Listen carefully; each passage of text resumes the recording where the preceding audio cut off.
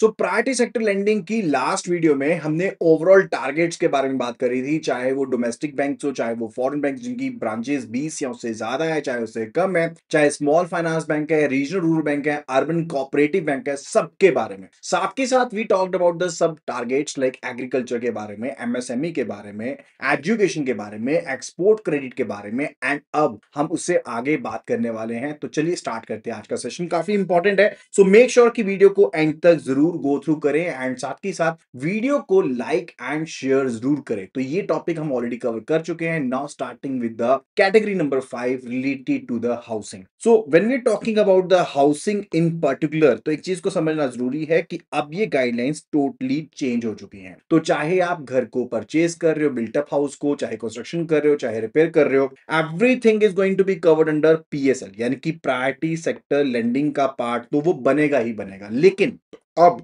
3 centres हैं। पहला है जहां पे पॉपुलेशन 50 लाख से ज्यादा है, दूसरा है 10 से 50 लाख की पॉपुलेशन, तीसरा है जहां पर पॉपुलेशन 10 लाख से कम है।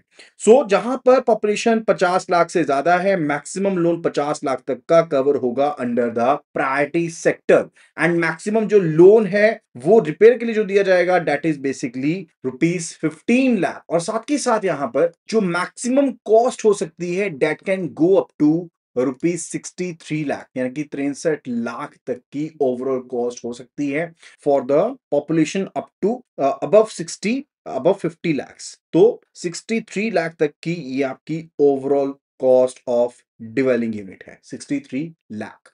दूसरा सेंटर जहां पर पॉपुलेशन 10 से 50 लाख के बीच में है, यहां पर ओवरऑल कॉस्ट 57 लाख तक की हो सकती है, और मैक्सिमम लोन जो प्रायोरिटी सेक्टर लेंडिंग में शामिल किया जाएगा वो है 45 लाख तक का अमाउंट, और इन केस अगर आप रिपेयर करवा रहे हो तो मैक्सिमम अमाउंट 12 लाख तक का है। In case it's related to third centre जहां पर पॉपुलेशन 10 लाख से कम है, ओवरऑल जो कॉस्ट है वो 44 लाख तक की हो सकती है, और आपका जो लोन शामिल होगा पीएसएल में that is up to 35 lakh. तो ओवरऑल जो आपकी कंस्ट्रक्शन कॉस्ट है वो 44 लाख तक की, मैक्सिमम लोन अमाउंट जो काउंट होगा 35 लाख तक का, और रिपेयर के लिए ये अमाउंट 10 लाख तक का है। एंड जो कोई भी अगर हाउसिंग लोन दिया जाता है बैंक के अपने एम्प्लॉयज को, उसे शामिल नहीं किया जाएगा under the priority sector lending, right. And साथ के साथ इस चीज को समझना भी जरूरी है कि हाउसिंग लोन जो कि बैक्ड होंगे by the long term bonds, right, उनको प्रायोरिटी सेक्टर में शामिल नहीं किया जाएगा बिकॉज उनको एएनबीसी में एग्जेम्पशन दी जाती है। सो रिपेयर रेनोवेशन की जो लिमिट है that's now 15 lakh for population of 50 lakh and above, यानी कि 50 लाख या उससे ज्यादा के लिए 15 लाख, 10 लाख से लेकर के 50 लाख से कम तक के लिए 12 लाख, और जहां पर पॉपुलेशन 10 लाख से कम है वहां पर 10 लाख तक का अमाउंट। और जो मैक्सिमम कॉस्ट है वो है 63 लाख, 57 लाख एंड 44 लाख।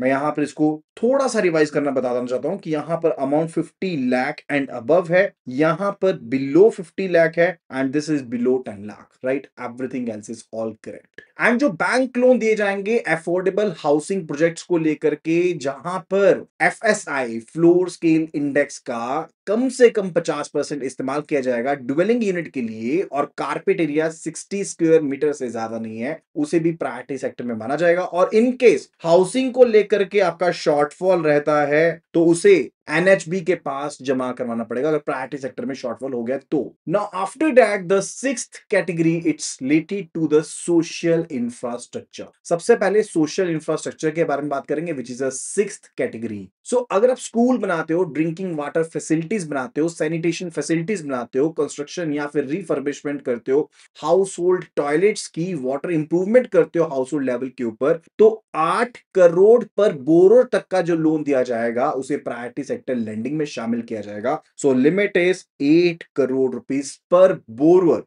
एंड जहां पर आप हेल्थ केयर फैसिलिटीज बना रहे हो टीयर 2 से लेकर के टीयर 6 सेंटर्स में, वहां पर ये अमाउंट 12 करोड़ पर बोरोर का हो सकता है। एंड इसी तरह से अगर कोई लोन दिया गया है ऑन लेंडिंग पर्पस के लिए एमएफआईज को, सो डेट कि वो इंडिविजुअल्स को लोन दे दें या फिर एसएचजी जीएलजी के मेंबर्स को loan they they water and sanitation facilities के लिए, तो उसे भी सोशल इंफ्रास्ट्रक्चर में शामिल किया जा सकता है। अब बात करते हैं रिन्यूएबल एनर्जी के बारे में, which is very important to understand. तो बैंक लोन जो कि 35 करोड़ रुपए तक का होगा, जो रिन्यूएबल एनर्जी बेस्ड हो सकता है पावर जनरेटर के लिए या फिर रिन्यूएबल एनर्जी पब्लिक यूटिलिटीज के लिए। लेट्स से आप गली में लाइटिंग कर रहे हो, रिमोट विलेज इलेक्ट्रिफिकेशन कर रहे हो, तो उसको भी प्रायोरिटी सेक्टर क्लासिफिकेशन में माना जाएगा। 35 करोड़ तक का लोन, और इंडिविजुअल के लिए जो लिमिट है दैट इज ₹10 लाख पर बोरोअर। सो ये था 7th कैटेगरी यानी कि रिन्यूएबल एनर्जी से रिलेटेड। अब बात करने वाले हैं 8th category that is related to the weaker section. यहां हम बात कर सकते हैं अदर सेक्शंस के बारे में। सो जो भी लोन दिए जाएंगे बैंक्स के द्वारा इंडिविजुअल्स को या फिर द इंडिविजुअल मेंबर जो है एसएचजी के जेएलजी के, उनके मेंबर्स को दिए जाएंगे, वो अदर्स कैटेगरी में शामिल हो सकते हैं। यानी कि अगर बाकी जगह क्राइटेरिया पूरा हो गया, लाइक एसएचजी जेएलजी अगर एग्रीकल्चर से रिलेटेड तो एग्रीकल्चर में जाएगा, अगर एमएसएमई से रिलेटेड तो एमएसएमई में जाएगा। लेकिन अगर वहां का कोटा पूरा हो चुका है तो आप अदर्स में भी उसको कंटिन्यू काउंट कर सकते हो ओवरऑल प्रायोरिटी सेक्टर लेंडिंग की अचीवमेंट के लिए। इसी तरह से अगर बैंक के द्वारा लोन दिया जाता है एसएचजी जीएलजी को किसी एक्टिविटी के लिए, लेट्स से एग्रीकल्चर के लिए नहीं है, एमएसएमई के लिए नहीं है, और 2 लाख तक का लोन है जो उनको दिया गया है सोशल नीड्स को फुलफिल करने के लिए या फिर घर की रिपेयर के लिए, घर को बनाने के लिए या फिर टॉयलेट को बनाने के लिए या किसी कॉमन एक्टिविटी जो कि स्टार्ट की गई थी एसएचजी उसके लिए, तो 2 लाख तक का जो लोन दिया जाएगा to the members of SHG और जेएलजी, उनको 2 लाख तक का लोन दिया जाएगा, वो भी शामिल किया जा सकता है प्रायोरिटी सेक्टर में।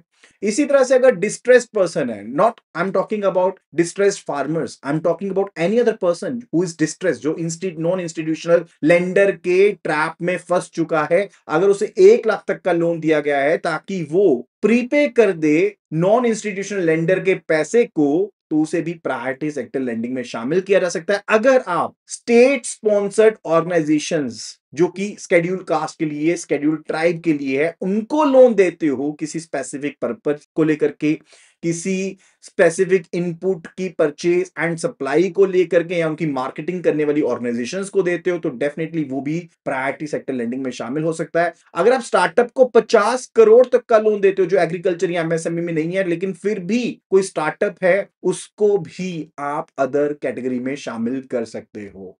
वीकर सेक्शन का क्राइटेरिया थोड़ा सा इजी है। स्मॉल फार्मर, मार्जिनल फार्मर इसमें है, आर्टिजन्स, विलेज कॉटेज इंडस्ट्री के इंडिविजुअल्स जहां पर लोन अमाउंट 2 लाख से ज्यादा नहीं है।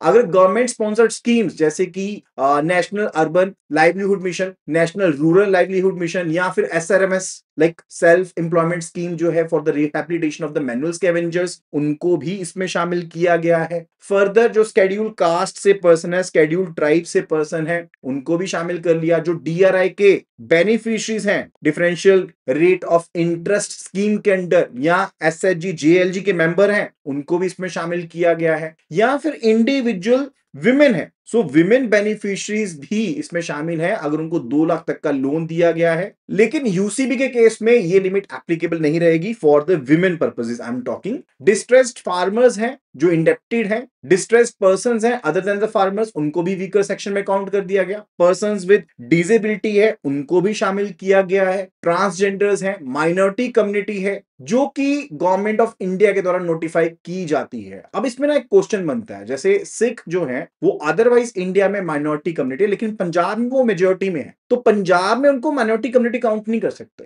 राइट? तो उनको फिर वीकर सेक्शन में पंजाब में काउंट नहीं किया जाएगा। ये चीज ध्यान रखने वाली बात है, राइट? इसी तरह से अगर ओवरड्राफ्ट फैसिलिटी जो दी गई है प्रधानमंत्री जनधन योजना के तहत 10,000 तक की जो फैसिलिटी दी जाती है, उसको भी वीकर सेक्शन में काउंट किया जाता है। सो ये है total 8 categories: agriculture, MSME, education, housing loan, export credit, infrastructure, renewable energy and others that's related to weaker section डॉल, राइट? ये 8 कैटेगरी हैं जहां पर एक्स्ट्रा क्रेडिट जाना चाहिए। लेकिन अब अगर कोई बैंक अपना शॉर्टफॉल कंप्लीट ना कर पाया, यानी कि टारगेट कंप्लीट ना कर पाया, तब क्या होगा? अब उस सिनेरियो में और भी ऑल्टरनेटिव्स हैं जिनके थ्रू आप अपना प्रायोरिटी सेक्टर लेंडिंग का टारगेट पूरा कर सकते हो। सबसे पहला प्रोसेस है ऑन लेंडिंग का। अब ऑन लेंडिंग में बैंक खुद से डायरेक्ट लेंडिंग नहीं करता, लेकिन एनबीएफसी को, हाउसिंग फाइनेंस कंपनी को या फिर एमएफआई को आगे लोन दे देता है कि आप प्रायोरिटी सेक्टर लेंडिंग के लोगों को लोन दो।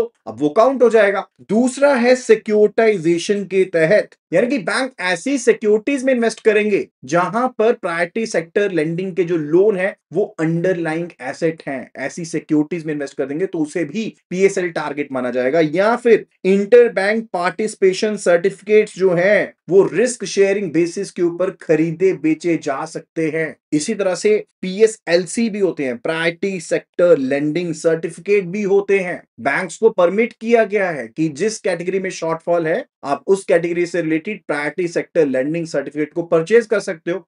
अब किसी बैंक ने प्रायोरिटी सेक्टर लेंडिंग ज्यादा कर दिया तो आप उस प्रायोरिटी सेक्टर लेंडिंग को परचेज कर लीजिए, सर्टिफिकेट परचेज कर लोगे। सो इन मेथड्स के थ्रू अगर बैंक ने इवन अपना टारगेट कंप्लीट नहीं किया फिर भी कर सकता है।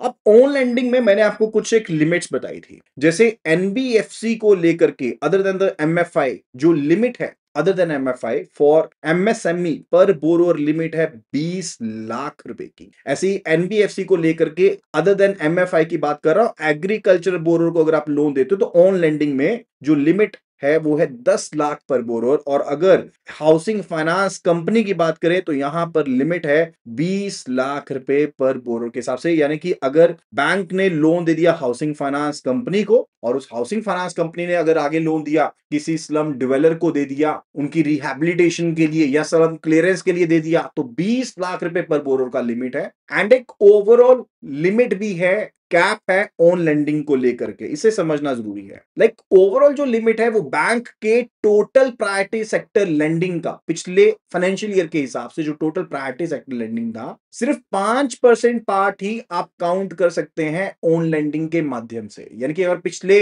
साल में जो टोटल प्रायोरिटी सेक्टर लेंडिंग था बैंक का वो 100 करोड़ का था तो आप सिर्फ 5 करोड़ पे एनबीएफसी के थ्रू, एमएफआई के थ्रू, एचएससी के थ्रू काउंट कर सकते हैं ऑन लेंडिंग पर्पज से toward the priority sector lending. अब इस चीज को इंश्योर करने के लिए कि जो कोई भी टारगेट रखे गए हैं वो सिर्फ किताबों में ना रहे, उसको प्रॉपरली मॉनिटर करना जरूरी है और ये क्वार्टरली बेसिस के ऊपर मॉनिटरिंग की जाती है। एंड जो डाटा होगा प्रायोरिटी सेक्टर एडवांसेस से लेकर के वो बैंक्स के द्वारा क्वार्टरली बेसिस पर और एनुअल इंटरवल के बेसिस पर जो रिपोर्टिंग फॉर्मेट रहता है 15 दिन के अंदर अंदर, अगर क्वार्टरली बेसिस पर है तो 15 दिन का टाइम है और अगर एनुअल बेसिस पर है तो 1 महीने का टाइम है, वो डाटा आप जमा करवाते हो। और अगर आरआरबी की बात करें तो प्रायोरिटी सेक्टर एडवांसेस का जो डाटा होता है वो गिवन फॉर्मेट के हिसाब से आप नाबार्ड को फर्निश करते हो क्वार्टरली बेसिस पर और एनुअल बेसिस पर। यानी कि आरआरबी के केस में नाबार्ड के पास और ईयर एंड बेसिस के ऊपर सिंपल एवरेज कैलकुलेट किया जाता है 4 क्वार्टर्स का कैलकुलेशन करने के लिए। As simple as that. अब बात आती है कि अगर शॉर्टेज हुआ तो क्या होगा। इन केस अगर शॉर्टेज हुआ तो आपका पैसा एनएचबी के पास जा सकता है, नाबार्ड में लग सकता है या फिर रूरल इंफ्रास्ट्रक्चर डेवलपमेंट फंड में पैसा इन्वेस्ट हो जाएगा जहां पर जो रिटर्न है वो बैंक्स को बहुत कम मिलता है। तो बैंक कोशिश करते हैं कि पैसा जो है वो प्रायोरिटी सेक्टर लेंडिंग में लोन दिया जाए, टारगेट को पूरा कंप्लीट किया जाए। एंड अगर शॉर्टफॉल जो है वो 10% से ज्यादा का है तो पेनल्टी भी लग सकती है विच में बी बैंक रेट -4%। यानी कि अगर शॉर्टफॉल 5% से कम है तो बैंक रेट -2% की पेनल्टी, अगर 5% से लेकर के 10% से कम तक है तो 3% माइनस हो जाएगा बैंक रेट से। और अगर 10% या उससे ज्यादा है, if it is greater than 10% और मोर, तो उसके केस में पेनल्टी बैंक रेट -4% के हिसाब से लगेगी। So that was all about this video. अगर आपको ये वीडियो पसंद आई है, ये इंफॉर्मेशन पसंद आई है, मेक श्योर कि किसी भी क्वेरी से रिलेटेड क्वेश्चन को कमेंट सेक्शन में जरूर पोस्ट कीजिए एंड मेक श्योर कि वीडियो को लाइक जरूर करें और शेयर जरूर करें अपने उन सभी फ्रेंड्स के साथ, कलीग्स के साथ जो बैंक प्रमोशंस की या जेआईबी सीआईबी की तैयारी कर रहे हैं और हमारा एप्लीकेशन जरूर डाउनलोड कीजिए अबव लिंक से, ताकि आपको ऐसे सभी वीडियोस और उनके पीडीएफ फाइल्स भी मिल पाए। और अगर इस वीडियो का पीडीएफ चाहिए तो सिंपली व्हाट्सएप करो पीएसएल पीडीएफ और उसे व्हाट्सएप कर देना है टू द नंबर 8360944207 के ऊपर, and I will be sharing all the details to you. Happy learning.